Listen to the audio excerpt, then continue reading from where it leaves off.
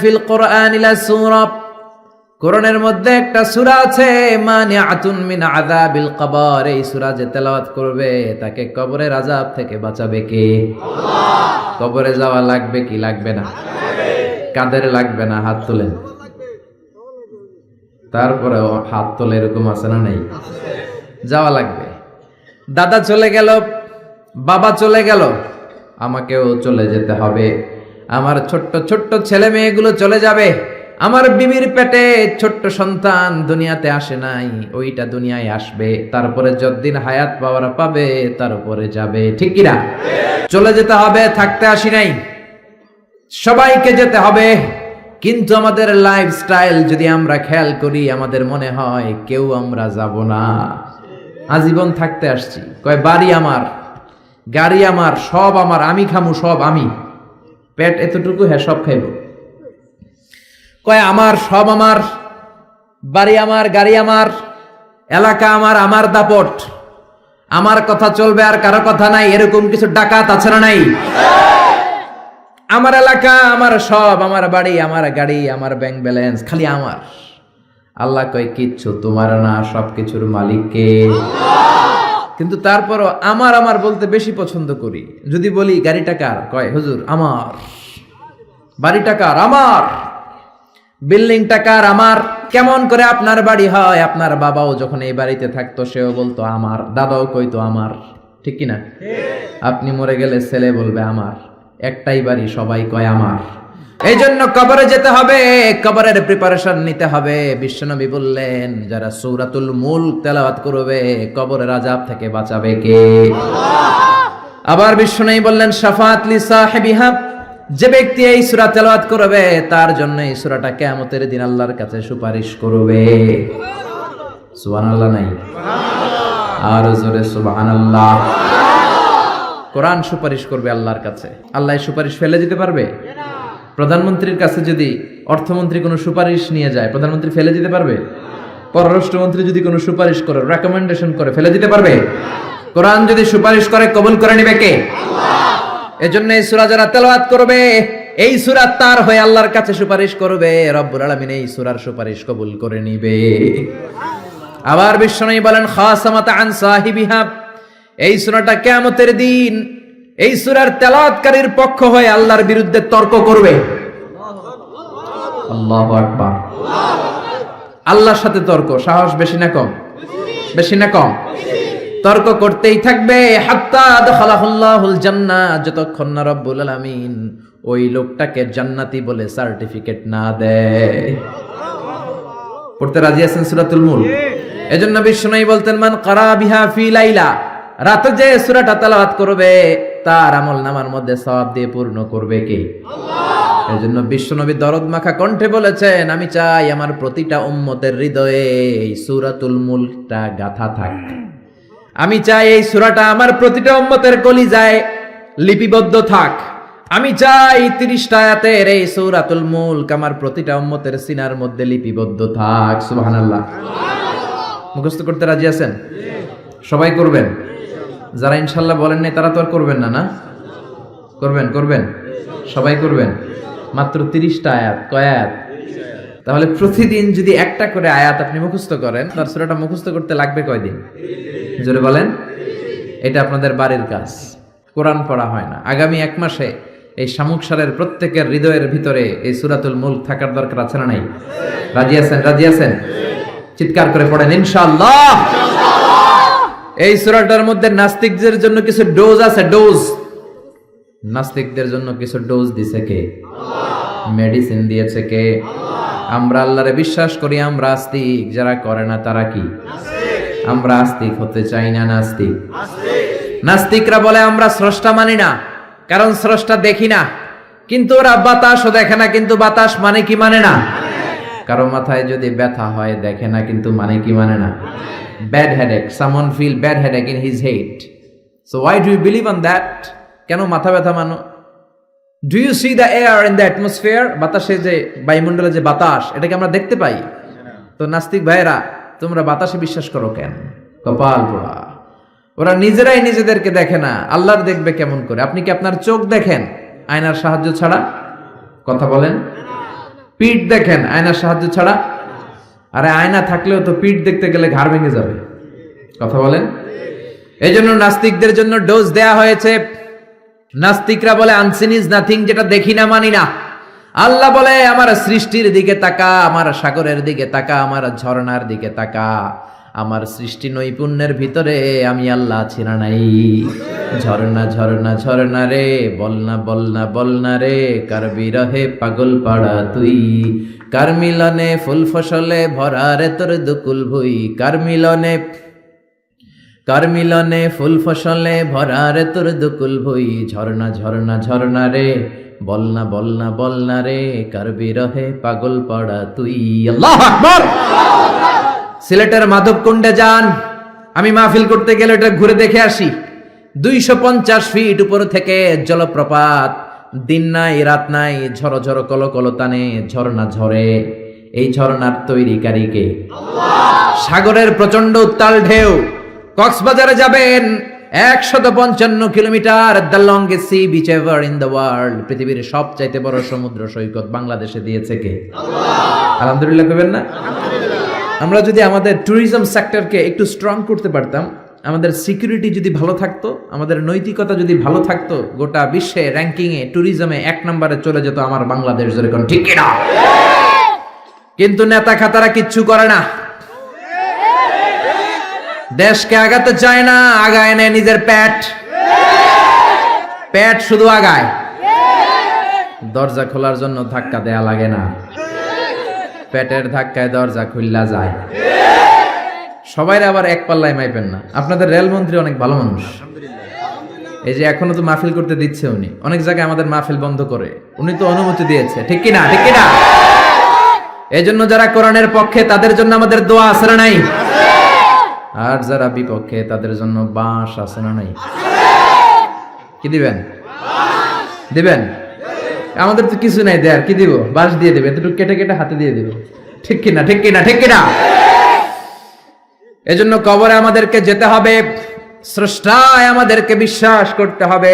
যারা আল্লাহরে বিশ্বাস করে না তারা হলো নাস্তিক। জোরে বলেন ঠিক কিনা?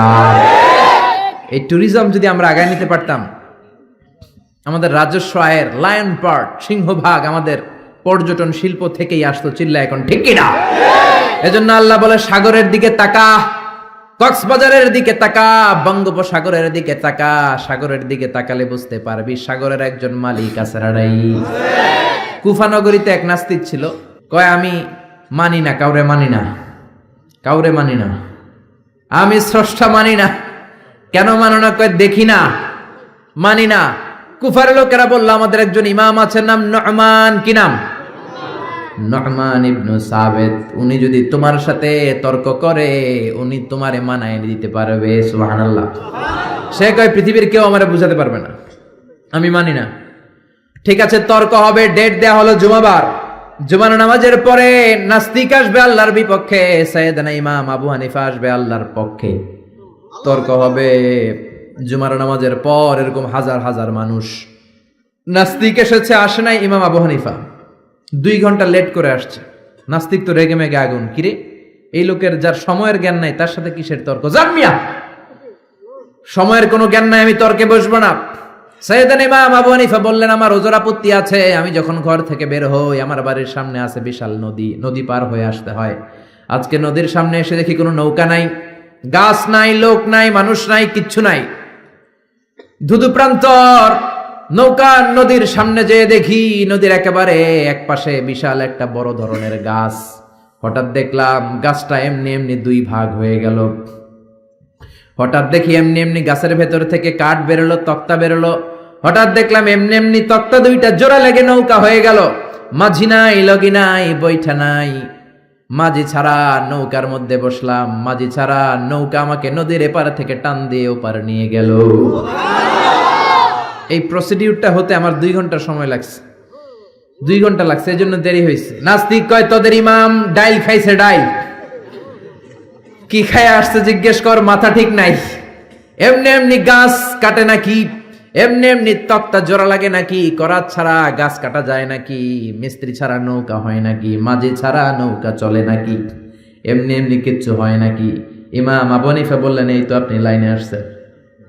এমনি এমনি কিচ্ছু হয় না। তাহলে আকাশ কেমন করে এমনি এমনি হলো? বিশাল সাহারা মরুভূমি কেমন করে এমনি এমনি হলো? বিশাল তুর পাহাড় কেমন করে এমনি এমনি হলো? বায়ুমণ্ডল, নবমণ্ডল, ভূমণ্ডল, মহাবিশ্বয়ে বসুন্ধরা কেমন করে এমনি এমনি হলো? সুবহানাল্লাহ। নাস্তিক ভেজালে ঝামেলার মধ্যে পড়ে গেছে। হায় হায়, এরকম করে তো ভেবে দেখি নাই। আসলেই তো তার চিন্তার জগতে আন্দোলন শুরু হয়েছে। তার ঘুমন্ত বিবেককে তিনি জাগিয়ে দিয়েছেন। ইমাম আবু হানিফার কথা শুনে নাস্তিকের মধ্যে কোনো কথা নাই, মনে মনে কয় আসলেই তো আমি একটা উল্লুকা পাঠা। সাইয়েদনা ইমাম আবু হানিফাকে বললেন, আমাকে মাফ করে দেন, কোনদিন এমন করে ভাবি নাই। আসলেই তো এমনি এমনি আকাশ হয় না, এমনি এমনি বাতাস হয় না, এগুলোর একজন স্রষ্টা থাকার দরকার আছে না নাই? নাস্তিক বলে, ও নোমান ইবনে সাবিত, আর দেরি করার দরকার নাই, আমাকে আপনি পড়িয়ে দেন লা ইলাহা ইল্লাল্লাহু মুহাম্মাদুর রাসূলুল্লাহ সাল্লাল্লাহু। কালিমা পড়ে মুসলমান হয়েছে। এজন্য ওয়াজাদিলহুম বিল্লাতি হিয়া আহসান। আপনি হিকমতের সাথে, প্রজ্ঞার সাথে, বুদ্ধিমত্তার সাথে, ইন্টেলেকচুয়াল পাওয়ার খাটিয়ে নাস্তিকদের সাথে তর্ক করবেন, তাহলে ওদেরকেও হেদায়েতের রাস্তায় তুলে দিতে পারে কে? এই নাস্তিকদের জন্য কিছু ডোজ, কিছু মেডিসিন আল্লাহ সূরাতুল মুলকে দিয়েছে। যদি শেষ পর্যন্ত এরকম নীরব হয়ে আপনারা বসে থাকেন, আমরা একসাথে শুনবো। পড়েন ইনশাআল্লাহ, আরো জোরে ইনশাআল্লাহ। সূরাতুল মুলক মাক্কি সূরা, আয়াত মাত্র 30টা, 29তম পারার প্রথম সূরা, রুকু আছে 2টা। কয়টা? মুলক মানে হচ্ছে ক্ষমতা, মুলক মানে পাওয়ার, মুলক মানে কিংডম, মুলক মানে অথরিটি, মুলক মানে সভরেইনটি। আল্লাহ শুরু করলেন, তাবারাকাল্লাযী বিয়াদিহিল মুলকু ওয়া হুয়া আলা কুল্লি শাইইন কাদির। সুমহান সেই সত্তা যার হাতে ক্ষমতা, আর ওয়া হুয়া আলা কুল্লি শাইইন কাদির, তিনি সব কিছু করতে পারেন। তিনি কে? আল্লাহ। খেয়াল করে বুঝবেন, আল্লাহ বললেন বিয়াদিহিল মুলকু, তাবারাকাল্লাযী, সুমহান সেই আল্লাহ, বিয়াদিহিল মুলকু, তার হাতে ক্ষমতা। ক্ষমতা কার হাতে? আল্লাহ। জোরে কোন, কার হাতে? নাকি আপনাদের হাতে? আপনারা তো কোন সব ক্ষমতার মালিক, আমি খায়া ফেলামু, সব খায়া ফেলাইব, সব ক্ষমতার মালিক আমি, আমার দাপট। আল্লাহ কয় তোর কোনো দাপট নাই, দাপট কার? বিয়াদিহিল মুলকু, ক্ষমতার মালিক তিনি, আমাদের কোনো ক্ষমতা নাই। ক্ষমতার মালিক হলেন আমাদের আল্লাহ, ঠিক কিনা? কিসের আবার আমাদের ক্ষমতা? আমরা তো দুর্বল। ওয়া খুলিকাল ইনসানু দাঈফা, আমাদেরকে দুর্বল করে বানালো কে? ছোট্টবেলায় ছিলাম দুর্বল, নিজের পেশাব নিজে খেয়েছি, নিজের পায়খানা নিজে খেয়েছি। আবার 80 বছর যদি হায়াত পায়, হেও নিজের পায়খানা নিজে খায়, নিজের পেশাব নিজে খায়, ঠিক কিনা? শুধু দুর্বল না, দুর্বলের ঘরের দুর্বল, যেরকম, ঠিক কিনা? কেমন করে আপনার হাতে ক্ষমতা? আপনার যদি পেটের মধ্যে ব্যথা হয়, আপনার যদি ডায়রিয়া হয়, বিছানায় পড়ে গড়াগড়ি খান কি খান না? সিলাসিলি করেন কি করেন না? আই মরি যাই, মারে মাফ করি দে, আছে না নাই? 5 বার ডায়রিয়া হয়েছে, 5 বার টয়লেটে গিয়েছে, আর চেহারার দিকে তাকানো যায় না। এতদিন কইতে আমার এলাকা, এখন কয় আমারে মাফ করে দে। মাফ চান কি জন্য? আপনার যখন ডায়রিয়া হবে আপনি বলবেন সব ক্ষমতার মালিক আমি। কপাল পড়া চিল্লা এখন, ঠিক কিনা? কোনো ক্ষমতা নাই। অসুস্থ হলে, দুর্ঘটনায় পড়লে, বিপদে যখন আমরা পড়ি, তখন বোঝা যায় আমাদের কত ক্ষমতা, ঠিক কিনা? এখন যদি একটা ভূমিকম্প হয়, একজনের খুঁজে পাওয়া যাবে না, সব দৌড় বাঁচার জন্য, ঠিক কিনা? নেপালে আমাদের কিছু সেলিব্রিটিরা, নায়ক নায়িকারা শুটিং এর জন্য গিয়েছেন নেপালে। গত বছর নেপালের কাঠমান্ডুতে বিশাল একটা ভূমিকম্প হয়েছে না? এরা যে হোটেলে উঠছে, পরের দিন পাহাড়ের উপরে শুটিং। পাহাড়ে 10টার দিকে যখন উঠলো, উইঠা শুটিং শুরু করছে। দুনিয়াকে মজা লেলো, দুনিয়া তোমারই হ্যাঁ। আল্লাহকে মজা জনমের মতো লয়ালো, আমি খেলা দেখাইতেছি। আল্লাহ পুরো কাঠমান্ডুটাকে, শহরটাকে নাড়ায় দিলেন। পাহাড়ি শহর তো। নায়িকারা বলতেছে হঠাৎ আমরাও নাচতেছি, পাহাড়ও নাচতেছে। এরপরে আমরা নাচ থামাইলাম, দেখি পাহাড় থামায় না, পাহাড় নাচতেছে। এবার আমরা শুয়ে পড়লাম, জমিনের মধ্যে বসে পড়লাম, পাহাড় দুলতে শুরু করেছে। বুঝতে পারলাম ভূমিকম্প। মাত্র 2 কিলোমিটার দূরে আমাদের রেখে আসা হোটেলে আমাদের জিনিসপত্র, লাগেজ, কাপড় চোপড়। হোটেলের দিকে তাকায় দেখি 1 সেকেন্ডের ব্যবধানে পুরো হোটেলটা মাটির সাথে মিশে মেশাকা। এক ভূমিকম্পের ধাক্কায় পুরো হোটেলটা মেসাকার, চিল্লায় পড়েন আল্লাহু আকবার। নেপালে যারা ভ্রমণ করেছেন দেখবেন বড় বড় মূর্তি পদ্মাসনে বসে থাকে। ইরানের উপরে পরে এইভাবে বসে থাকে। বিশাল বড় বড় মূর্তিগুলোর সামনে দুধ আছে, কলা আছে, আম আছে, মিষ্টি আছে না নাই? কিন্তু কিচ্ছু খাইতে পারে না। জোরে কোন ঠিক কিনা? যারা সকাল বেলায় মিষ্টি দেয়, রাতের বেলায় চুরি করে ওরাই খায়, ঠিক কিনা? যতগুলো মূর্তি ছিল সব শেষ। এই মূর্তির সামনে যে ওরা বলতো ওম শান্তি ওম, কিন্তু মূর্তিগুলাই শেষ। দাউফা তালিব ওয়াল মাতলুব, যাদের কাছে তোমরা চাও তারাও দুর্বল, যারা চায় তারাও দুর্বল। সবল একজন, তিনি কে? আল্লাহ। পুরো কাঠমান্ডু শহরটারে আল্লাহ নাস্তানাবুদ করে দিলেন। এক লোক রাস্তায় বসে কাঁদে, চিৎকার করে, সাথে দুইটা বাচ্চা। সবাই তারে জিজ্ঞেস করে কাঁদেন কেন? প্রশ্ন করলেই খালি চোখের পানি ছাড়ে। সাংবাদিকরা, টেলিভিশনের লোকেরা এসে বলে আপনার কি হয়েছে, কাঁদেন কেন, কি নাম? কয় আমার নাম অমুক, আমি এই এলাকার সবচেয়ে প্রতাপশালী লোক ছিলাম। গতকালও আমার 2টা 5তলা বাড়ি ছিল, 2টা গাড়ি ছিল, 3টা শপিং মল ছিল, টাকার কোনো অভাব নাই। ভূমিকম্পের ধাক্কায় সব মাটির ভেতরে নিয়ে গেছে কে? আল্লাহ। গতকাল আমি প্রতাপশালী, আজকে আমি ফকিরের ঘরের ফকির, ঠিক কি না? কিচ্ছু নাই। ছেলেগুলারে খাওয়াবো কি? ত্রাণের খাবার নেয়ার জন্য লাইন ধরেছি। প্রতাপশালী মানুষ ধাক্কাধাক্কি করতে পারি? খাবারও জোটে না। গত 3 দিন আমার পেটের ভেতরে কোনো দানা পানি পড়ে নাই। কি খাওয়াবো ছেলেগুলারে?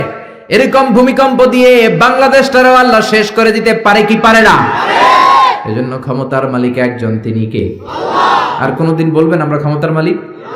পিছন থেকে কেউ যদি বলে হুজুর সাপ, প্যান্ডেলের ভেতরে কি সাপ, ভয় লাগে? আমি দুষ্টামি করে বলছি, তাতে অনেকে ভয় পেয়ে গেছে। আসলে যদি একটা সাপ ফস করে আসে, একটাও থাকবে না। মিছিল দিয়ে কয় কোরআন বাস্তবায়ন করে ফেলাম। সাপ ফস করলে কয় আমি নাই, আসরা নাই। আরে রিক্সার টায়ার পাংচার হলে লোকজন লাভ দিয়ে ওঠে। আমি কত লাভ দিছি। এই যে আমরা যে ঘুরি, রাতে অনেক সময় দুর্ঘটনা ঘটে, দেখি যে লরি ট্রাকগুলো পড়ে আছে, আবার ট্রাকের টায়ার পাংচার হয়ে যায়। আমি কত লাভ দিয়ে উঠছি। ড্রাইভারের জিজ্ঞেস করি আওয়াজ কিসের? কয় হুজুর টায়ার পাংচার হয়েছে। এক টায়ার পাংচারে আজারি লাভ দিয়ে ওঠে। সবার একই দশা, দুর্বল, কোনো ক্ষমতা নাই। ক্ষমতার মালিককে। আপনি যত ক্ষমতার অধিকারী হন, বিপদে পড়লে জিকির করতে হয় একজনের, তিনি কে? আল্লাহ। এজন্য আল্লাহ বললেন তাবারাকাল্লাযী বিয়াদিহিল মুলকু ওয়া হুয়া আলা কুল্লি শাইইন কাদির। সুমহান সেই সত্তা যার হাতে ক্ষমতা। ক্ষমতা কার হাতে? আল্লাহ। আমাদের ক্ষমতা নকল ক্ষমতা, আসল ক্ষমতার মালিক কে? আল্লাহ। আমরা প্রধানমন্ত্রী হলে, প্রেসিডেন্ট হলে কোন দেশে ক্ষমতায় বসি 5 বছরের মেয়াদে, কোন দেশে বসে 10 বছরের মেয়াদে। আল্লাহ ক্ষমতায় বসছে কয় বছরের মেয়াদে? 20 বছর, 50, 100, আজীবন মেয়াদ। সুবহানাল্লাহ কইবেন না? আল্লাহ বলেন হুয়াল আউয়ালু ওয়াল আখিরু ওয়াল যাহিরু ওয়াল বাতিন ওয়া হুয়া বিকুল্লি শাইইন আলিম। আমি প্রকাশ্য, আমি গোপন, আমি প্রথম, আমি শেষ। অনাদিকাল থেকে আমি আল্লাহ ক্ষমতার চেয়ারে বসা, অনন্তকাল পর্যন্ত থাকবো। তিনি কে? আল্লাহ। আমাদের মতো উনার 5 বছরের মেয়াদ না, যে 5 বছর শেষ, আবার জরুরি অবস্থা, সেনা মোতায়েন, নির্বাচন, আবার আমার ভাই তোমার ভাই। আল্লাহর কি এই সিস্টেম? জোরে বলেন, জোরে বলেন। আমার আল্লাহর আজীবনের মেয়াদ, চিল্লায় এখন ঠিক কিনা? আবার পৃথিবীর অনেক দেশের ডেমোক্রেটিক সিস্টেমে ক্ষমতায় আসতে হয়, মানে ভোটে জিতে আসা লাগে। আল্লাহ তো ভোটে জিতে আসছে নাকি? আল্লাহ ভোটে আসছে। আবার অনেক দেশের ডিক্টেটরশিপ, স্বৈরাচারী পদ্ধতিতে ক্ষমতায় বসে। আল্লাহ কি স্বৈরাচারী পদ্ধতিতে আসছে? আবার কোন দেশে মোনার্কি, রাজতন্ত্র, রাজার পোলা রাজা। আল্লাহর বাবা ছিল রাজা, এজন্য আল্লাহ রাজা। এজন্য আল্লাহ বলে খবরদার, কুল হুয়াল্লাহু আহাদ আল্লাহুস সামাদ লাম ইয়ালিদ ওয়া লাম ইউলাদ ওয়া লাম ইয়াকুল লাহু কুফুয়ান আহাদ। আমি জন্ম দেই নাই, কারো কাছ থেকে জন্ম নেই নাই, চিরকাল আমি ক্ষমতার চেয়ারে বসা, ঠিক কি না? এজন্য আল্লাহ বললেন তাবারাকাল্লাযী বিয়াদিহিল মুলকু ওয়া হুয়া আলা কুল্লি শাইইন কাদির। সুমহান সেই সত্তা যার হাতে ক্ষমতা। ক্ষমতা কার হাতে? আল্লাহ। আবার বাংলাদেশের রাজনৈতিক প্রেক্ষাপটে জোট যার বড়, ক্ষমতা তার বড়। জোরে কোন ঠিক কিনা? এদেশে জোটের রাজনীতি আছে না নাই? আছে। প্রথমে শুরু হইলো 4 দলীয় জোট, বুঝতেছেন? এরপরে কত? 14 দলীয়, তারপরে 20 দল, এবার মহাজোট, সামনে হবে মহাজোট, ঠিক কিনা? আল্লাহ তো জোটে ক্ষমতা আসছে, আল্লাহ এরকম জোট করে আসছে, কোয়ালিশন করে আসছে। আল্লাহ বলেন ওয়ালাম ইয়াকুল্লাহু শারীকুম ফিল মুলকি ওয়া কাব্বিরহু তাকবীরা। আমি আল্লাহর জোট নাই, আমি আল্লাহর শরীক নাই, আমি আল্লাহর ক্ষমতায় কোনো অংশীদার নাই, আমি একাই সব ক্ষমতার মালিক। সুবহানাল্লাহ। এজন্য কখনো বলবেন না ক্ষমতার মালিক আমরা, বলবেন ক্ষমতার মালিক কে? আবার পৃথিবীতে দেখবেন অনেক দেশে আন্দোলন করে ক্ষমতার চেয়ার থেকে নামানো যায় কি যায় না। আমি মিশরে ছিলাম 5 বছর, হোসনি মুবারক প্রেসিডেন্ট, ওরা আন্দোলন করে ওনাকে ক্ষমতার গদি থেকে নামায় ফেলছে। তো আমরাও তো একটা চমৎকার আন্দোলন করলে আল্লাহর নামায় ফেলতে পারবো না? জিনেরা যদি বলে আমরা মানুষের সাথে আছি, আল্লাহরে মানি না, পারবো? ফেরেশতারা যদি বিদ্রোহ করে তাহলে পারবো? তাহলেও পারবো না। আল্লাহ বলে ওয়া আন্নাকুম গায়রু মুজিজিল্লাহ,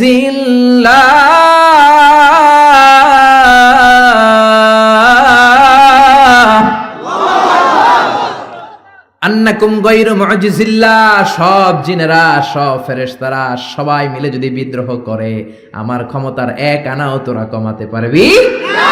এজন্য আল্লাহ বললেন তাবারাকাল্লাযী বিয়াদিহিল মুলকু ওয়া হুয়া আলা কুল্লি শাইইন কাদির। সুমহান সেই সত্তা যার হাতে ক্ষমতা, ক্ষমতা কার হাতে? আল্লাহ। আবার দেখবেন অনেক দেশে রাজার বয়স 80, অনেক দেশে রাজা আছে, রাজা সুলতান 80-90, থুরথুরে বুড়া, লাঠি নিয়ে হাঁটে, কয় আমি আর হাইতাম ন, অবসরে যাইউম, সেলফ রিটায়ারমেন্টে যাব, অবসরে যাব, স্বেচ্ছায় অবসরে গেলাম। এরকম নজির আছে না নাই? বয়সের ভারে নজ্জ হয়ে অবসরে চলে যায়। আল্লাহর তো অনেক বয়স হয়ে গেছে, এবার একটু অবসরে যাওয়া দরকার। আল্লাহ বৃদ্ধ হয়ে গেছে? আল্লাহর কোনো ক্লান্তি লাগে? আমার আল্লাহর ঘুম হয়? আমার আল্লাহর কোনো ভয় আছে? তার কোনো লয় আছে? আল্লাহর কোনো ক্ষয় আছে? আল্লাহ বললেন আমি অক্ষয়, অব্যয়, সদা জাগ্রত, সদা সজাগ। লা তাখুযুহু সিনাতুন ওয়ালা নাওম, আমার ঘুম নাই, তন্দ্রা নাই। ওয়ালা ইয়াউদুহু হিফযুহুমা ওয়া হুয়াল আলিয়্যুল আযীম। মহাবিশ্ব চালাতে যে ক্ষণিকের জন্য আমি আল্লাহর ক্লান্তি অনুভব হয় না, তিনি কে? আল্লাহ। সে আল্লাহ বললেন তাবারাকাল্লাযী বিয়াদিহিল মুলকু ওয়া হুয়া আলা কুল্লি শাইইন কাদির। সুমহান সেই সত্তা যার হাতে ক্ষমতা, ক্ষমতা কার হাতে? আল্লাহ। নাকি আপনাদের হাতে? নাকি প্রধানমন্ত্রীর হাতে? নাকি প্রেসিডেন্টের হাতে?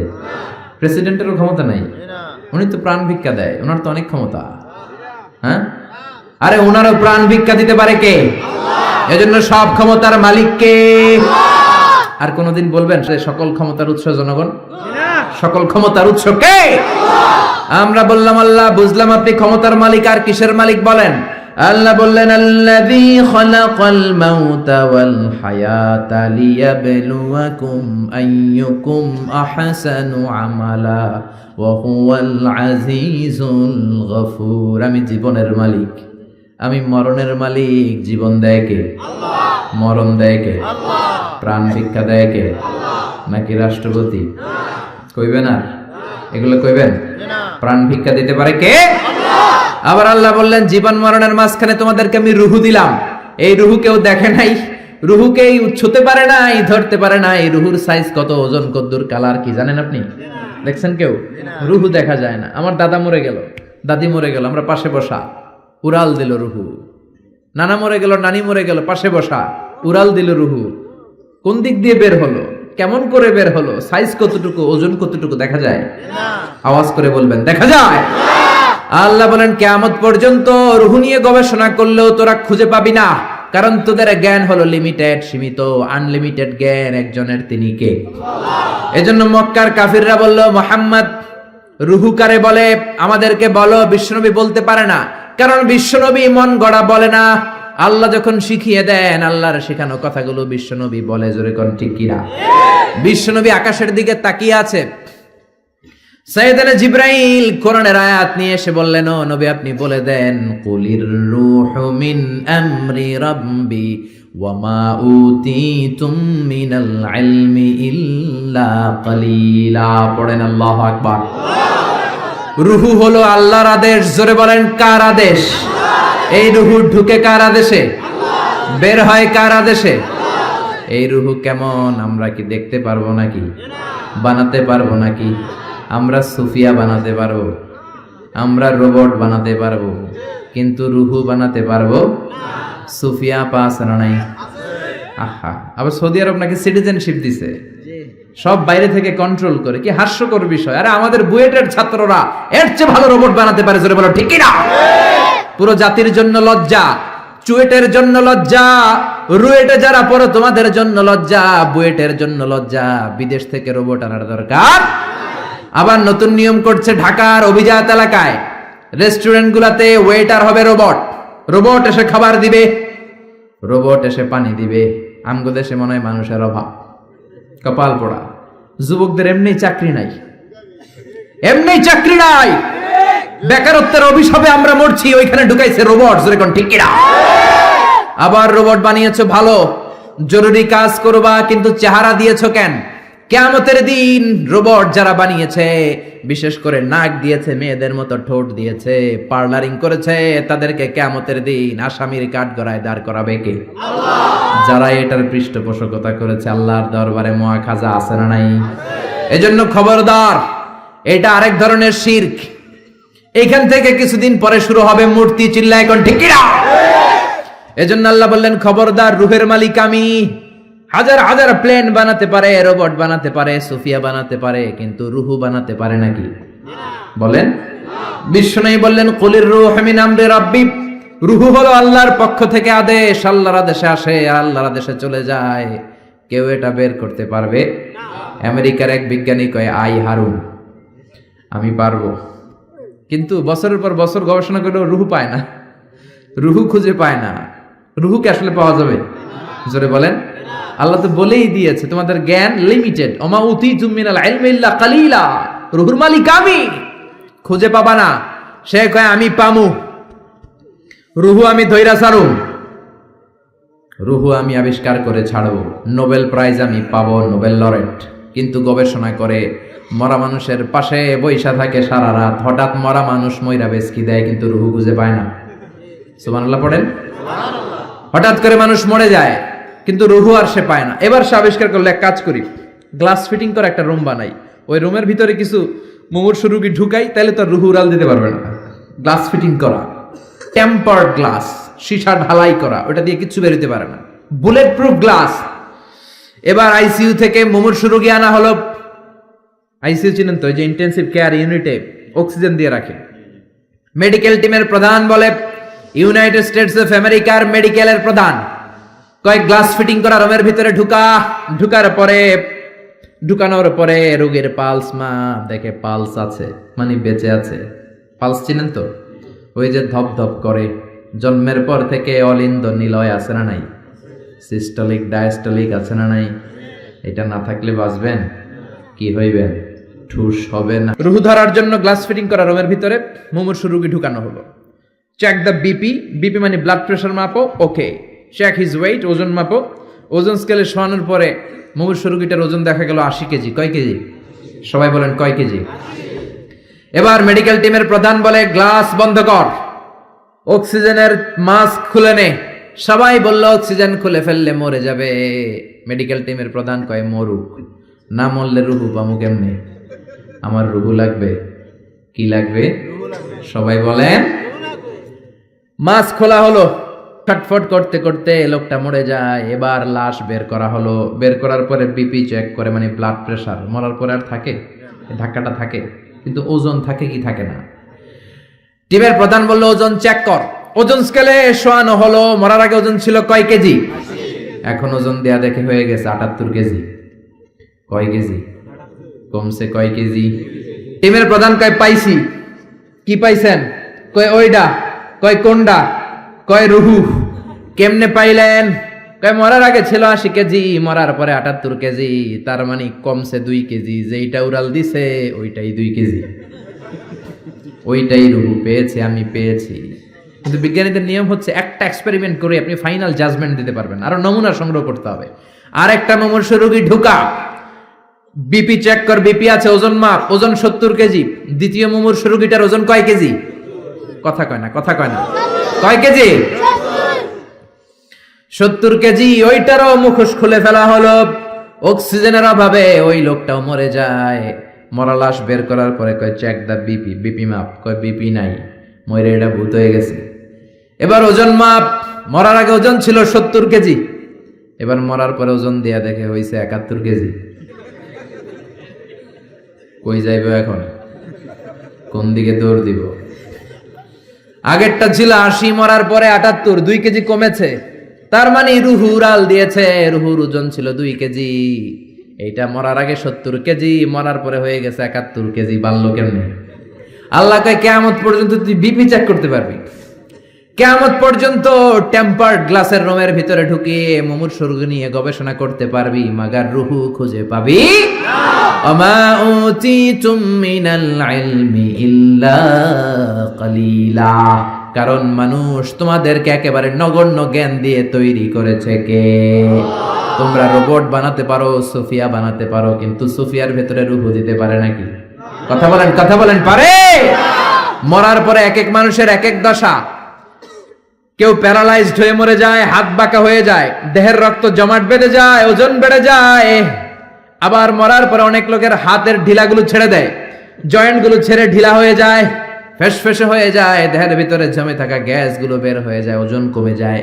ওজন বাড়া কমা দিয়ে রুহু বের করা যায় না। রুহুর মালিক কে? আমরা বললাম আল্লাহ, বুঝলাম আপনি ক্ষমতার মালিক, বুঝলাম আপনি রুহুর মালিক। আর কিসের মালিক? আল্লাহ বললেন, গোলাম الذي خلق 7 سماوات طباقا ما ترى في خلق الرحمن من تفاوت। মাথার উপরে আকাশের দিকে নজর করে তাকা, বিশাল আকাশটারে বানিয়েছে কে? আল্লাহ। নাকি আমেরিকার বিজ্ঞানীরা বানিয়েছে কে? 7 স্তরে তিনি বানালেন। আবার বললেন আল্লাযী وَلَقَدْ زَيَّنَّا السَّمَاءَ الدُّنْيَا بِمَصَابِيحَ وَجَعَلْنَاهَا رُجُومًا لِلشَّيَاطِينِ। এই 7 আকাশকে আমি একটার চেয়ে একটা বড় করে বানালাম। প্রথমে বানালাম প্রথম আকাশের মহাশূন্য, তারপরে প্রথম আকাশ, তারপরে দ্বিতীয় আকাশের মহাশূন্য, তারপরে দ্বিতীয় আকাশ। একটার চেয়ে একটা বড় না ছোট? কথা বলেন, বড় না ছোট? কত বড়? বিশ্বনবী বললেন, হাতের আংটি যদি মরুভূমিতে ফেলে দাও, মরুভূমির তুলনায় তোমার হাতের আংটি যত ছোট, আল্লাহর দ্বিতীয় আকাশের তুলনায় প্রথম আকাশটা ঠিক তত ছোট। প্রথম আকাশের চেয়ে দ্বিতীয় আকাশ বড়, তার চেয়ে তৃতীয় আকাশ বড়, তার চেয়ে চতুর্থ, পঞ্চম, ষষ্ঠ, সপ্তম, তারপরে সিদরাতুল মুনতাহা বড়, সিদরাতুল মুনতাহার উপরে কোরআনের বাড়ি লৌহে মাহফুজ বড়, তার উপরে বাইতুল মামুর বড়, তার চেয়ে আল্লাহর আরশ বড়, আরশের চেয়ে কুরসি বড়, তার উপরে 70,000 নূরের পর্দা বড়, আর সবচেয়ে বড় হলো আল্লাহু আকবার, আমার আল্লাহ সবচেয়ে বড়। ঠিক কি না? এই 7 আকাশের এত উপর থেকে গোটা বিশ্বের সব নিয়ন্ত্রণ করে কে? আল্লাহ। সপ্ত জমিনের নিচে অমাবস্যার অন্ধকারে কোনো পিপিলিকা যদি গুটি গুটি পায়ে হেঁটে যায়, ওই পিপিলিকার পায়ের আওয়াজটাও শুনতে পায় কে? আল্লাহ বললেন 7 স্তরে বানিয়েছে আকাশ। আপনারা যে দেখেন বা বিজ্ঞানীরা যে রকেট নিয়ে এদিক সেদিক যায়, স্যাটেলাইট লঞ্চ করে, দ্য লঞ্চিং দ্য স্যাটেলাইট, এগুলো কিন্তু আকাশে নয়, এগুলো আকাশের মহাশূন্যে। এটা হচ্ছে প্রথম আকাশের মহাশূন্য, তারপরে প্রথম আকাশ, একটার চেয়ে আরেকটা বড়। বৃহস্পতি বিশাল বড়, সূর্য আরো বড়। এই পৃথিবীটা কত বড় একটু আন্দাজ করেন। আমরা বসে আছি 14 গ্রাম। 14 গ্রাম হচ্ছে কুমিল্লার 17টা থানার একটা থানা। কুমিল্লা হচ্ছে 64 জেলার এক জেলা। এরকম 64টা জেলা নিয়ে আপনাদের ডিজিটাল বাংলাদেশ। আর বাংলাদেশ হচ্ছে পৃথিবীর সবচেয়ে বড় দেশ। বড় না ছোট? জোরে বলেন। ভারত প্রায় 20 গুণ বড়, কানাডা 100 গুণ বড়, রাশিয়া 150 গুণ বড়। এরকম 200টা দেশ মিলে পৃথিবীর 30 ভাগ মানে স্থল, বাকি 70 ভাগ শুধু হানি আর হানি, মানে পানি আর পানি। তো 30 ভাগ স্থল 70 ভাগ জল, এই মিলে আমাদের পৃথিবী। সৌরজগৎ নিয়ে যারা কিছু পড়াশোনা করেন দেখবেন বৃহস্পতি নামে একটা গ্রহ আছে, অনেক বড়, পৃথিবীর চেয়ে বিশাল বড়। তারপর যে সূর্যের আলো পান, এটা নাকি পৃথিবীর চেয়ে 13 লক্ষ গুণ বড়। সুবহানাল্লাহ বাড়িতে যে চিল্লায় পড়েন না সুবহানাল্লাহ। এই 13 লক্ষটা পৃথিবী সূর্যের মধ্যে রাখার জায়গা আছে না নাই? সূর্যই কি বড় তারা? না, ব্যাটেলজিউস নামে এক তারা আছে, যে সূর্য পৃথিবীর চেয়ে 13 লক্ষ গুণ বড়। ওই ব্যাটেলজিউস তারা ওই সূর্যের চেয়ে 33 কোটি গুণ বড়। এরপরে আছে আলফা সেন্ট্রাই এ, আলফা সেন্ট্রাই বি, গুগলে সার্চ দিয়ে দেখবেন এটা ক্যারিনা, ব্যাটেলজিউস, এরকম বিশাল বিশাল রাতের বেলা তারার মেলা। আমরা যে দেখি ছোট্ট এরকম বালুর মতো মনে হয়, আসলে কি এত ছোট? আকাশ দিয়ে যে 500 জন লোক নিয়ে প্লেন উড়ে যায়, মনে হয় যেহেতুটুকু আমি খাপটি মেরে ধরবো, আসলে কি ধরতে পারবেন? বিশাল বড়। চিল্লা এখন ঠিক কিনা? আল্লাহ বললেন এক একটার চেয়ে এক একটা বড় বানিয়েছি। আপনাদেরকে আন্দাজ করার জন্য আমি আপনাদেরকে এখন নিয়ে যাব পৃথিবীর থেকে সবচেয়ে কাছের যে তারা, ওই তারাটাতে আমরা শীতকালীন পিকনিক করবো। এখন কারা কারা আমার সাথে যাবেন? হাত তোলেন। সবাই যাবেন? ওরে আল্লাহ, এখানকার লোক অনেক সাহসী। 14 গ্রামের লোকজন সাহস বেশি। আলহামদুলিল্লাহ করবেন না? তো পৃথিবী থেকে সবচেয়ে কাছের তারার নাম হচ্ছে প্রক্সিমা সেন্ট্রাই। এই তারাতে আমরা শীতকালীন পিকনিক বনভোজন করব। যারা হাত তুলছেন তারাই যেতে পারবেন, বাকিদের নেওয়া হবে না। এখন হাত তুলে লাভ নেই, আগে হাত তোলা হয়ে গেছে। তো আমরা যে যাব, কি দিয়ে যাব? প্লেন দিয়ে যাবেন হুজুর? না, প্লেন দিয়ে যাওয়া যাবে না, কারণ যে মাধ্যাকর্ষণ শক্তি আছে এই বলয়টা ভাঙতে প্লেন দিয়ে ভাঙা যায় না, রকেট লাগে, তাও দ্রুতগামী রকেট। নীল আর্মস্ট্রং যে রকেটটা দিয়ে চাঁদে নেমেছে, নাম হচ্ছে অ্যাপোলো 11। এটা ঘন্টায় সেকেন্ডে চলে 11 কিলোমিটার বেগে, মিনিটে চলে 660 কিলোমিটার বেগে, ঘন্টায় চলে 39,000 কিলোমিটার বেগে। যারা আপনারা হাত তুলেছেন, আমরা এইটা দিয়ে পিকনিকে যাব। যাবেন? যাবেন? সাহস আছে অনেক। পৃথিবীর সবচেয়ে কাছের তারায় যাব আমরা পিকনিকে। দূরের তারাতে তো যেতে পারবো না, কত যে দূর। সবচেয়ে কাছের যে তারাটা, আমরা ওইটাতে নামবো ইনশাআল্লাহ। তাও যাব অ্যাপোলো 11 দিয়ে, যেটা ঘন্টায় চলে 39,000 কিলোমিটার বেগে। বাংলাদেশ থেকে আমেরিকা 10,000 কিলোমিটার দূর।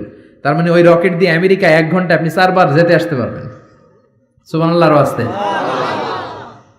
আমরা এটা দিয়ে যদি পৃথিবীর সবচেয়ে কাছের তারা প্রক্সিমা সেন্ট্রাইতে যেতে চাই, যেটা 4.23 লাইট ইয়ার দূরে, এত দ্রুতগামী যানবাহন যেটা ঘন্টায় চলে কয় হাজার? 39,000। সবাই বলেন তো কয় হাজার? 39,000 কিলোমিটার বেগে চলে। এইটা দিয়ে যদি পৃথিবীর সবচেয়ে কাছের তারায় আমরা যেতে চাই পিকনিকে, আমাদের ওইখানে যেতে 1,15,000 বছর লেগে যাবে। সুবহানাল্লাহ কইতে পারলেন না মজা কইরা? আল্লাহু আকবার। এটা হলো সবচেয়ে কাছের তারায় যদি পিকনিক করি। পৃথিবীতে আবিষ্কৃত সবচাইতে দ্রুতগামী রকেট দিয়ে যদি আমরা পিকনিকে যাই, 1,15,000 বছর লেগে যাবে। আহা, আল্লাহ যদি বলে যাও আজহারি, তুমি যখন পিকনিকে যাইবাই, তোমাকে সহ যারা হাত তুলছে সবার আমি হায়াত 1,15,000 বছর বাড়াই দিলাম। আমরা যাইতে শুরু করব, যারা হাত তুলে নাই এরা মইরা ভূত হয়ে যাবে সব। এদের নাতি নাতকর সব মরে যাবে, আমাদের আত্মীয় স্বজন সব মরে যাবে, আমাদের জেনারেশনের পরে জেনারেশন মরবে, এরকম 6,000 প্রজন্ম মরে যাবে। তারপরে ওখানে যে নামার সময় আমাদের হবে। সুবহানাল্লাহ বলেন না? এজন্য আল্লাহ বললেন ওয়ালাকাদ যায়্যানাস সামাআদ দুনিয়া বিমাসাবিহা ওয়া জাআলনাহা রুজুমান লিশ-শায়াতিন। ও গোলাম, চোখটা মেলে আকাশের দিকে তাকা, বিশাল বিশাল তারাগুলোকে তৈরি করেছে কে? বিশাল তারা দিয়ে আল্লাহ গোটা প্রথম আকাশের মহাশূন্যটাকে সুসজ্জিত করেছেন। জোরে বলেন ঠিক কিনা? বিশাল আকাশ। এরপর আল্লাহ বললেন ওয়াসিররু কাওলাকুম আও ইজহারু বিহি ইন্নাহু আলিমুম বিযাতিস সুদূর। তোমরা গোপনে বলো কিংবা প্রকাশ্যে বলো, কেউ দেখে না দেখে কে? কেউ যেটা শোনে না শোনে কে? কেউ যেটা বোঝে না বোঝে কে? কেউ যেটা পারে না পারে কে? পুলিশের চোখকে ফাঁকি দেয়া যায় কি যায় না? র্যাবের প্রধানের চোখ ফাঁকি দেয়া যায় কি যায় না? বিমানবন্দরের কাস্টমস অফিসারের চোখ ফাঁকি দেয়া যায় কি যায় না? ম্যাজিস্ট্রেটের চোখ পরীক্ষার হলে ম্যাজিস্ট্রেট যারা ঘোরাফেরা করে নকল ধরার জন্য, এদের চোখও ফাঁকি দেয়া যায় কি যায় না? আমার আল্লাহর চোখ ফাঁকি দেয়া যায় নাকি? রাত্রিবেলা দরজা বন্ধ করে জানলা লাগিয়ে লাইট বন্ধ করে পাপ করলেন, কেউ দেখে নাই, দেখেছে কে? এজন্য আল্লাহ বললেন লা তুদরিকুহুল আবসার ওয়া হুয়া ইউদরিকুল আবসার ওয়া হুয়াল লাতীফুল খাবীর। আল্লাহু আকবার। আল্লাহর চোখকে ফাঁকি দেয়া যাবে না। সে আল্লাহ বললেন গোলাম হুয়াল্লাযী জাআলা লাকুমুল আরদা যালুলান ফামশু ফি মানাকিবিহা ওয়া কুলু মির রিজকি ওয়া ইলাইহিন নুশুর। তিনি হলেন এমন আল্লাহ যিনি তোমাদের জন্য জমিনটাকে সমান বানিয়েছেন। সুবহানাল্লাহ। জমিন কি সমতল নাকি উঁচা নিচা? কথা বলেন। এই যে প্যান্ডেলটা যদি উঁচা নিচা হইতো, এখানে উঁচু এখানে নিচু, উঁচু নিচু বসতে পারতেন? উল্টায় পড়তেন, একজন আরেকজনের উপর চিত হয়ে পড়তেন, ঠিক কিনা? বিমান থেকে যদি আপনি তাকান দেখবেন পৃথিবীতে কেমন করে আল্লাহ ফ্ল্যাট বানিয়েছেন। আপনি বাংলাদেশের এক এয়ারপোর্ট থেকে যদি আরেক এয়ারপোর্টে যান, কক্সবাজার যদি যান, রাজশাহীতে যান, দেখবেন সবুজ কার্পেটিং করা। মনে হয় যেন বিমান থেকে সবুজ কার্পেট দিয়ে আল্লাহ বাংলাদেশটাকে বানিয়েছে। সুবহানাল্লাহ। কিন্তু সবুজ কার্পেট দেখে খুশি হওয়ার কারণ নাই, এই কার্পেটের ভেতরে আযাব আর গজব আছে না নাই? যে কোনো সময় ভূমিকম্প হতে পারে, যে কোনো সময় বন্যা হতে পারে, যে কোনো সময় শিলাবৃষ্টি হতে পারে, কি পারে না? শিলাবৃষ্টি চিনেন? চিনেন না? 14 গ্রামে তো হয় না শিলাবৃষ্টি, না হয়? আহা, একটুক মাত্র এই সাইজের শিলাবৃষ্টি পরে আমাদের ধান ক্ষেত শেষ, গম ক্ষেত শেষ। শিলাবৃষ্টি যখন পড়ে গম ক্ষেত শেষ। আমাদের বাছুরগুলো যদি রাস্তায় থাকে, বাছুরের মাথার মধ্যে পড়লে, গায়ের উপর পড়লে বাছুরও শেষ। জোরে কোন ঠিক কিনা? আল্লাহ যদি শিলাবৃষ্টির জায়গায় এসিড বৃষ্টি পাঠায়, এসিড বৃষ্টি, পাথর বৃষ্টি, উল্কা বৃষ্টি। দক্ষিণ আফ্রিকার হোবাতে একটা উল্কা পড়ছে 60 টন। এরকম কয়েক হাজার উল্কা যদি বাংলাদেশে পড়ে, যখন পড়া আরম্ভ করবে আমরা সবাই দাঁড়ায় বলবো আমরা ক্ষমতার মালিক। বলবেন বলবেন ক্ষমতার মালিক কে? আল্লাহ বললেন চমৎকার সবুজ কার্পেটিং দেখে ভেবো না তোমরা বেঁচে যাবা। সবুজ কার্পেটিং এর ভেতরে আযাব আর গজব আছে না নাই? যে পরিমাণে আমরা জুয়া খাই, গাঞ্জা টানি, ইয়াবা খাই, যৌতুক খাই, ঘুষ খাই, সুদ খাই, যেই পরিমাণে আলেম ওলামাদের সাথে বেয়াদবি করি, যেই পরিমাণে বিশ্বনবীর সুন্নাহ নিয়ে আমরা উল্টাপাল্টা করি, যেই পরিমাণে ওজনে কম দেই, খাদ্যে ভেজাল দেই, মাছে ফরমালিন দেই, মা বাবার সাথে বেয়াদবি করি, নাফরমানি করি, গাদ্দারি করি, যে কোনো সময় শিলাবৃষ্টি দিয়ে দেশটারে শেষ করতে পারে কে? আল্লাহ। ভূমিকম্প দিয়ে উল্টায় দিতে পারে কে? আল্লাহ। শুধুমাত্র বিশ্বনবীর দোয়ার বরকতে বেঁচে আছি। নবী বলেছেন আল্লাহ আগের উম্মতদেরকে যেমনি একসাথে আযাব দিয়ে শেষ করেছেন, আমার এই উম্মতে মুহাম্মদীকে একবারে আযাব দিয়ে মেরে দিয়েন না। এজন্য আল্লাহ একবারে মারে না, কিন্তু মাঝে মাঝে কিছু থ্রেট আছে না নাই? ধমক আছে না নাই? বন্যা আছে না নাই? তখন বলবেন আমরা আল্লাহ মাফ চাই, আল্লাহুম্মা আউযু বিওয়াজহিক বলবেন, আল্লাহ এটা থেকে পানাহ চাই, আমরা বাঁচতে চাই, আমরা মসজিদে ঢুকবো, আমরা নামাজে পড়বো, আমরা কোরআন মানবো, আর আইন মানবো কার? আল্লাহ। আর যদি টিভির সামনে দাঁড়ায় বলেন আমাদের সব ঠিক আছে, আমরা দুর্যোগ মোকাবেলা করব, বন্যা আমাদের কিছু করতে পারবে না, এত মেট্রিক টন খাবার থাইল্যান্ড থেকে নিয়ে আসছি, আমাদের কিচ্ছু হবে না, মন্ত্রীরা যদি এইরকম কথা বলে তাইলে আযাব আর গজব দেশে আছে না নাই? প্রধানমন্ত্রী সহ আমরা, মন্ত্রীরা সহ আমরা, নেতা খেতারা সহ আমরা 17 কোটি মানুষ তওবা করব, মাফ চাবো কার কাছে? তাহলেই বাঁচায় দিতে পারে কে? এরপর আল্লাহ বললেন আওয়ালাম ইয়ারাউ ইলা তাইরি ফাওকাহুম সাফাতিন ওয়া ইয়াকবিদ মা ইউমসিকুহুন্না ইল্লার রহমান ইন্নাহু বিকুল্লি শাইইন বাসীর। ওরা কি পাখির দিকে তাকায় না? নাস্তিকরা কেমন করে নাস্তিক হয়? পাখির দিকে তাকালে ওদের মস্তিষ্ক খুলে দিবে কে? আল্লাহ। দেখবেন কত চমৎকার করে পাখিগুলো আকাশে উড়ে বেড়ায়, কি চমৎকার করে হাঁসের বাচ্চাগুলো পানির মধ্যে নেমে লাফালাফি করে আর সাঁতার কাটে। ছোট্ট হাঁসের বাচ্চাটারে শিখাইলো কে? আল্লাহ। তারপরে ছোট্ট বাছুর দেখবেন জন্মের পরে দাঁড়াতে শিখানোর পরে মায়ের ওলানের মধ্যে ছোট্ট বাছুরটা ঢু মারে কি মারে না? ওরে কে শিখাইলো যে এখানে ঢু মারলেই তোর রিজিক বেরোবে, তোর খাবার এখান দিয়ে বেরোবে? তিনি কে? আল্লাহ। সে আল্লাহ বললেন নাস্তিকগুলা কি পাখির দিকে তাকায় না? পাখির দিকে তাকালে তো মানুষ অবাক হয়ে যাবে। পাখিগুলো কেমন করে ডানা মেলে রাখে, সাফাতি ওয়াকবিদনা, আবার ডানা ঝাপটায়, আবার জমিনে নেমে আসে। পাখির কথা কোরআনে আছে না নাই? আব্রাহার হস্তি বাহিনীকে পাখি দিয়ে মক্কার ওয়াদিয়ে মুহাসসারে নাস্তানাবুদ করেছে কে? আবার কাবা ভাঙতে এলে পাঠাও আবাবিল, দাও খোদা দাও আমায় আবার উমর দরজ দিল। সুবহানাল্লাহ পড়ে। আল্লাহ বললেন ওয়া আরসালা আলাইহিম তায়রান আবাবিল,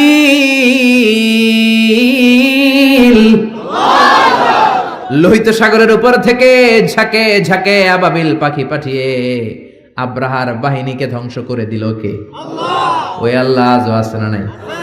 নাকি ক্ষমতা আগের চেয়ে কমে আসছে? আগের চেয়ে একটু দুর্বল হয়ে গেছে?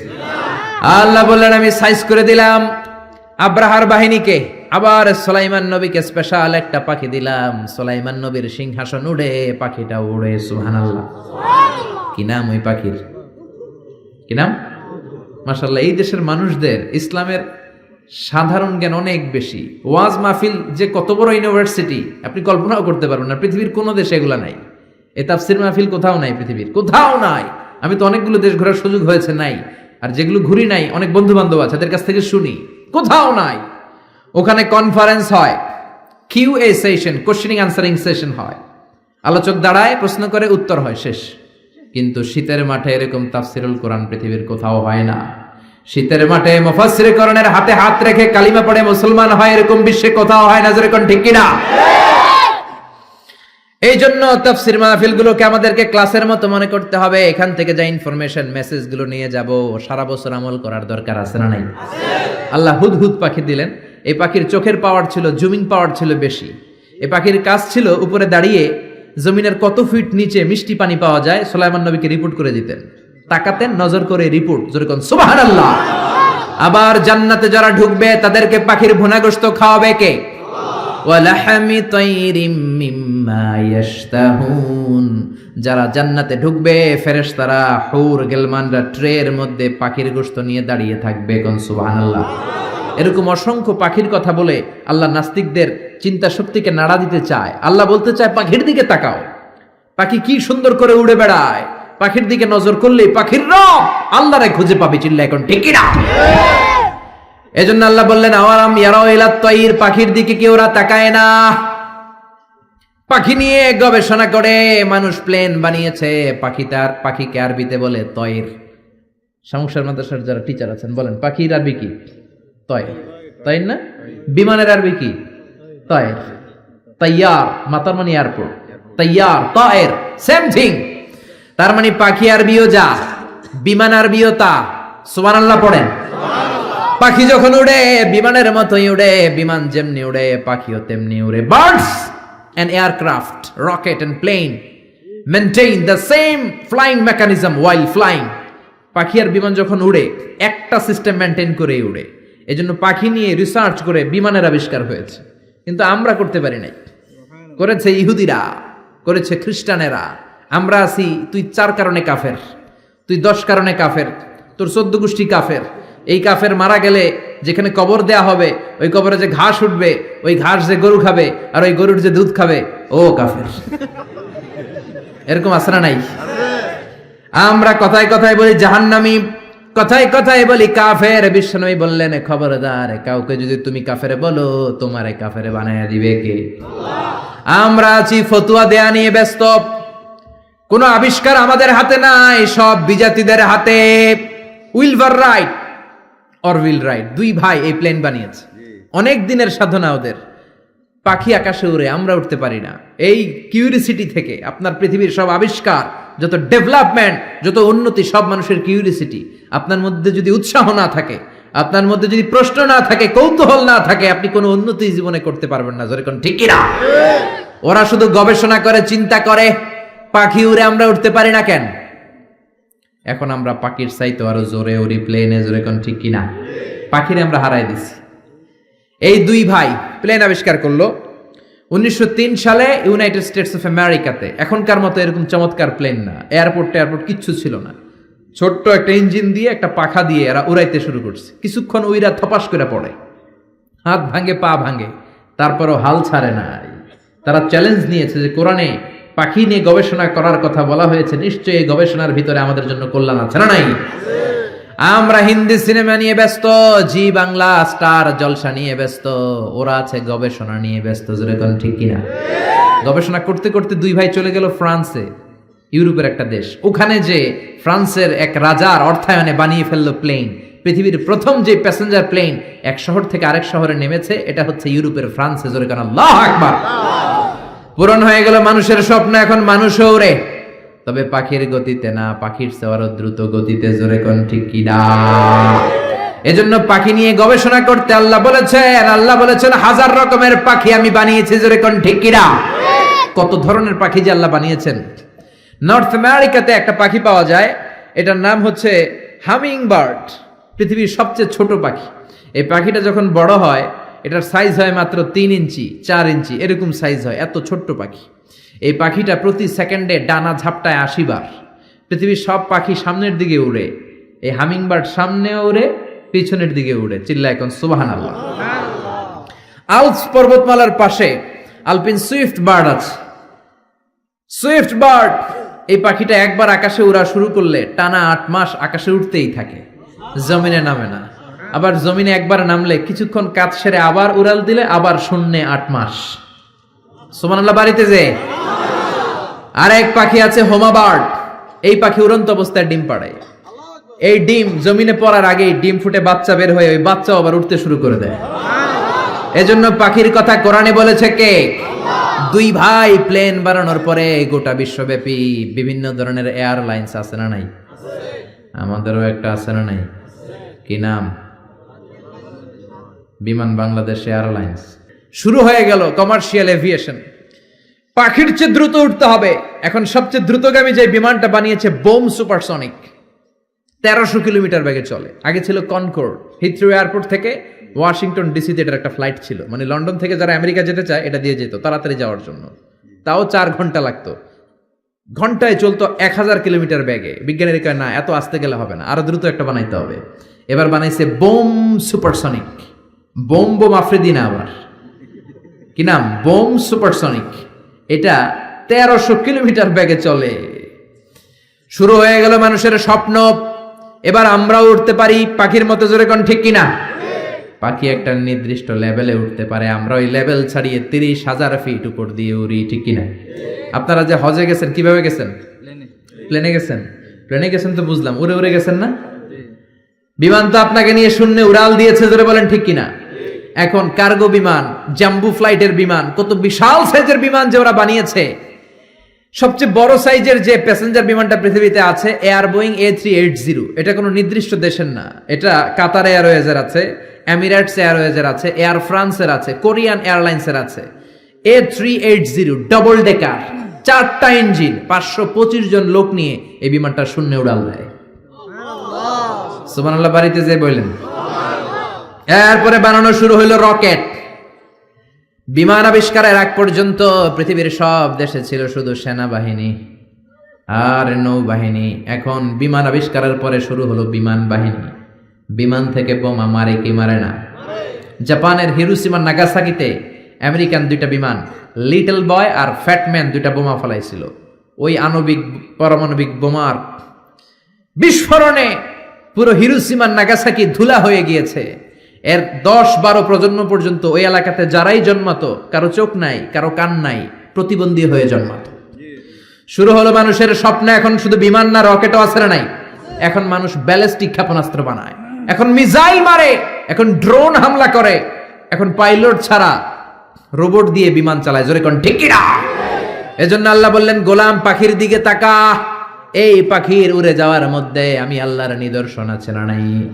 আওয়ালাম ইয়ারাউ ইলা আত-তাইরি ফাওকাহুম সাফাতিন ওয়া ইয়াকবিদনা মা ইউমসিকুহুন্না ইল্লা আর-রাহমান ইন্নাহু বিকুল্লি শাইইন বাসীর। পড়েন সুবহানাল্লাহ। সুবহানাল্লাহ।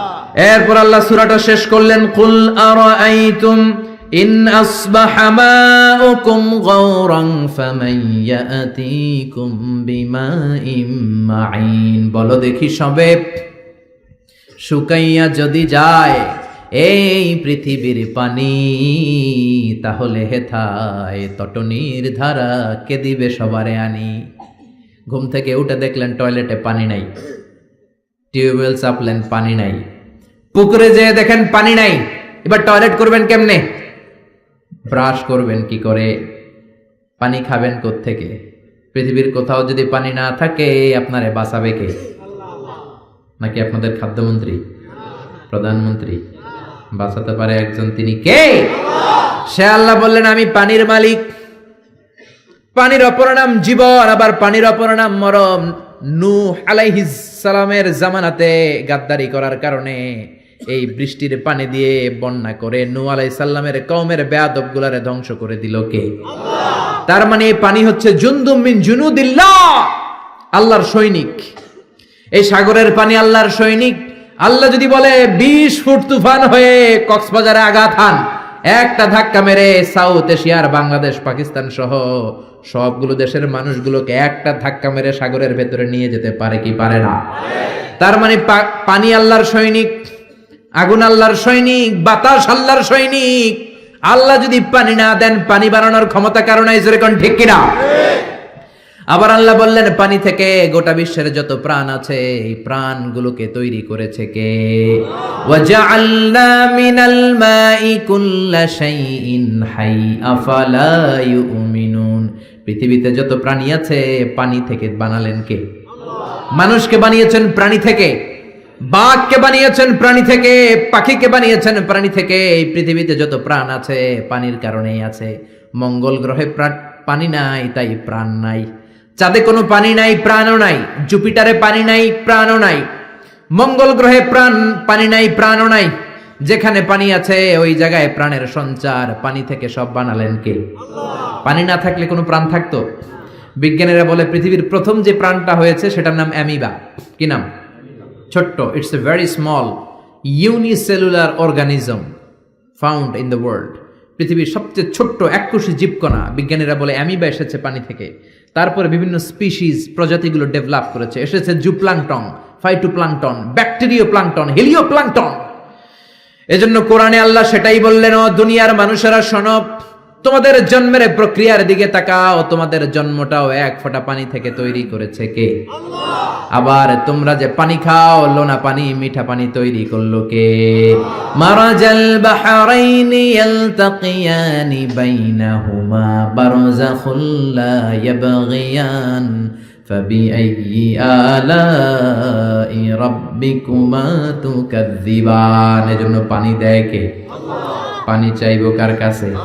মেঘ আর বৃষ্টি আর পানি চাইতে হবে একজনের কাছে, তিনি কে? সফল হতে চান, চাইতে হবে একজনের কাছে, তিনি কে? রোগ মুক্তি চান, ছেলে সন্তান চান, মেয়ে সন্তান চান, দিতে পারে একজন, তিনি কে? অন্যায় করেছেন, অপরাধ করেছেন, অপরাধ থেকে ফিরে আল্লাহর কাছে ফিরতে চান, ক্ষমা চাইবেন একজনের কাছে, তিনি কে? সকল ক্ষমতার মালিক কে? নাকি আমরা? আমরা কে? মনে থাকবে সূরাতুল মুলকের central theme, the main subject matter, কেন্দ্রীয় আলোচ্য বিষয় হচ্ছে আমাদের কোনো ক্ষমতা নাই। তার সৃষ্টি নৈপুণ্যের দিকে তাকালে তারে খুঁজে পাওয়া যাবে। চিল্লা এখন ঠিক কিনা? এজন্য আল্লাহর কাছে চাইতে হবে, আল্লাহর উপর অটল বিশ্বাস এবং আস্থা রাখতে হবে। তাহলে বাংলাদেশটারে কল্যাণময় রাষ্ট্র করে দিবে কে? আরো জোরে বলেন কে? আল্লাহ তাআলা আমাদের সবাইকে কথাগুলো বুঝার ও আমল করার তৌফিক দান করুক। আমরা পড়ি আমিন। যতগুলো কথা বলেছি কোরআন সুন্নাহর আলোকে বলেছি, বানিয়ে বলি নাই। তারপরেও আমার মনের অজান্তে কোনো মিস ইনফরমেশন যদি আমার মুখ ফুসকে বেরোয়, সেগুলো যেন আল্লাহ তাআলা আপনাদের স্মৃতিপট থেকে মুছে দেয়। আমরা পড়ি আমিন। সত্য, সুন্দর, কল্যাণকর, হকের পক্ষে আমরা যা বললাম তার সবটুকুন আল্লাহ তাআলা আমাকে, আপনাদের সবাইকে আমলের তৌফিক দান করে। আমরা বলি আমিন। আপনারা সবাই ভালো থাকবেন, সুস্থ থাকবেন, সুন্দর থাকবেন। যারা আমাকে ইনভাইট করেছে তাদেরকে আন্তরিক শুভেচ্ছা। শামুকশাহর এলাকার এই যে দাখিল মাদ্রাসার প্রিন্সিপাল থেকে শুরু করে ভাইস প্রিন্সিপাল, শিক্ষক মহোদয়, এলাকার গার্ডিয়ান যারা আছে, সবাইকে আমি শুকরিয়া জানাই। শিক্ষক যারা এসেছেন, ইমাম সাহেব, খতিব সাহেব, সাংবাদিক ভাইয়েরা, প্রশাসনের কর্মকর্তারা, যারাই এসে সহযোগিতা করেছেন, আল্লাহ সবাইকে কবুল করে নিক। সুবহানাকাল্লাহুম্মা বিহামদিকা আশহাদু আল্লা ইলাহা ইল্লা আনতা আস্তাগফিরুকা ওয়া আতুবু